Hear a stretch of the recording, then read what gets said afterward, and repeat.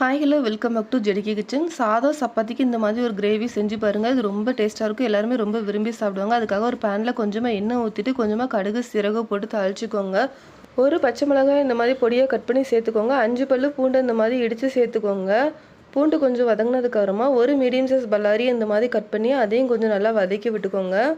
பல்லாரி கொஞ்சம் வதங்கினதுக்கு அப்புறமா கொஞ்சமாக பெருங்காயத்தூள் ஆட் பண்ணிக்கோங்க. கொஞ்சமாக மஞ்சத்தூள் ஆட் பண்ணிக்கோங்க. ஒரு 1/2 ஸ்பூன் அளவு சில்லி பவுடர் சேர்த்துருக்கேன்.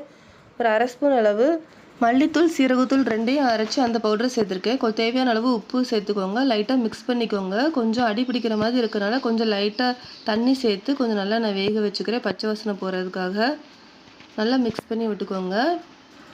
மசாலாவோட பச்சை வாசனை ஓரளவு நல்லா போனதுக்கப்புறமா நான் கொஞ்சமாக கொத்தமல்லி தலையை இந்த மாதிரி பொடி பொடியாக கட் பண்ணி அதையும் உள்ளே சேர்த்துக்கிறேன். அதையும் சேர்த்துட்டு நல்லா மிக்ஸ் பண்ணிக்கோங்க. கடைசியாக நான் 1 கப் அளவு தயிர் எடுத்திருக்கேன். தயிர் சேர்க்கறதுக்கு முன்னாடி ஸ்டவ்வை நல்லா ஆஃப் பண்ணிக்கோங்க. நல்லா ஆஃப் பண்ணிவிட்டு இந்த மாதிரி நல்லா மிக்ஸ் பண்ணி விட்டுக்கோங்க. இது செய்கிறதுக்கு நம்மளுக்கு ஒரு 5 நிமிஷம் போல தான் ஆகும். ஆனால் டேஸ்ட் ரொம்ப நல்லாயிருக்கும். குழந்தைங்கள்லேருந்து பெரியவங்க வரை எல்லாருமே ரொம்ப விரும்பி சாப்பிடுவாங்க. இது சாதம் சப்பாத்திக்கு ரொம்ப சூப்பராக இருக்கும். நீங்களும் ஒரு தடவை ட்ரை பண்ணி பாருங்கள். ட்ரை பண்ணி பார்த்துட்டு உங்களோட ஃபீட்பேக்கை மறக்காமல் எனக்கு ஷேர் பண்ணுங்கள். தேங்க்யூ.